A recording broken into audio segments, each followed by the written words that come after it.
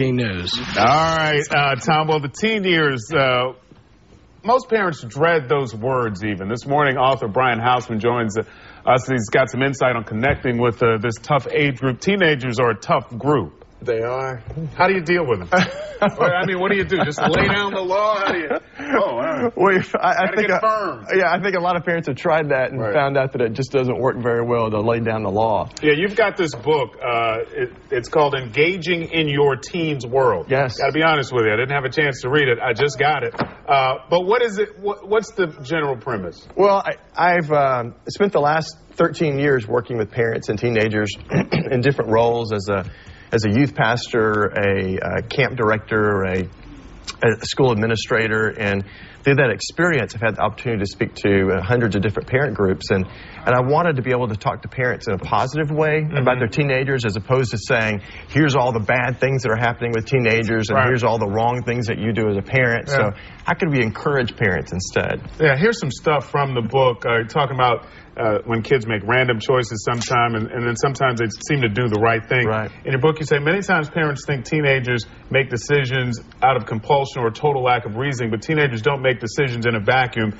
They think much more about their decisions than we give them credit for. Why do their choices seem to be so random? What's the deal with that? Well, they do. When you look at it on the surface, sometimes teenagers seem to make very random, nonchalant decisions. But I think they think much more about their decisions than we give them credit for. And so, for instance, you find out that my kid comes home from school, my daughter, and she got caught cheating at school. And it would be easy as a parent to look at, as a dad, to say, what were you thinking? And of course, every parent has said that to their kid. What were you thinking? So what's the problem? And they get this deer in headlights look on their face, and it's just they can't articulate what they were thinking.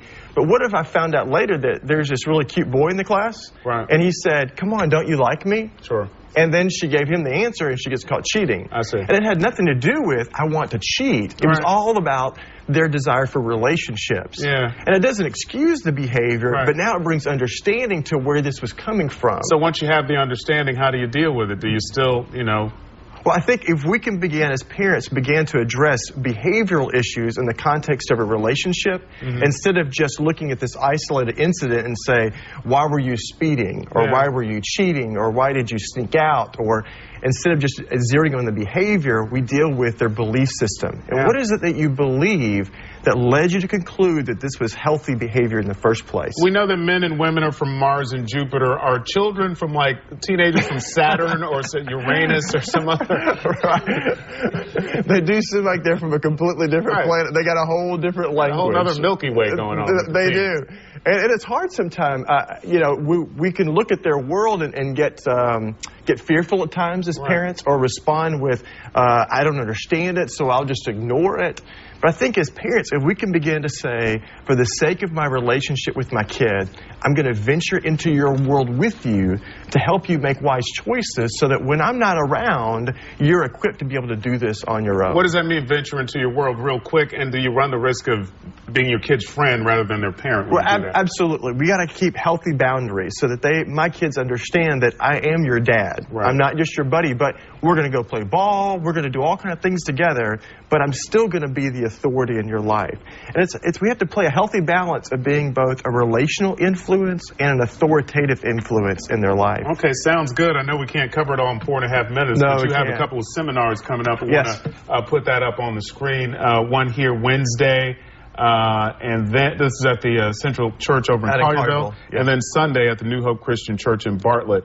A wired generation, teens and technology. You're going to teach parents how to text. And we'll be dealing Facebook. with Facebook and sexting and video game violence and all those kids at New Hope Christian Church. Kids face a lot of challenges.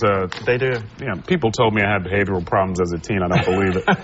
Thanks for coming in this morning. I'm sorry I didn't get to read the book. Can I keep a copy though? Will you sign it for me? Yeah, I will. If you promise to read it. I'll try my best. Coming up on Good Morning Memphis, one woman hops